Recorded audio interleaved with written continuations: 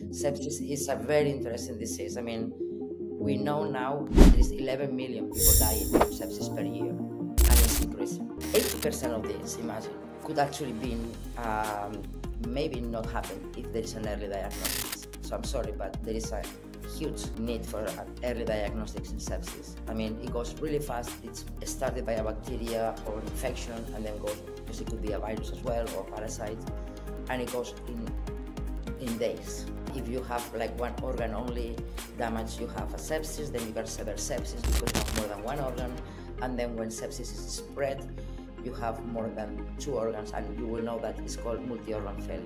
It happens not only in elder people, it happens in young kids, it happens to everybody. It is terrible. I used to work in the hospitals with that disease, with bloodstream infections would turn into septic patients, and they had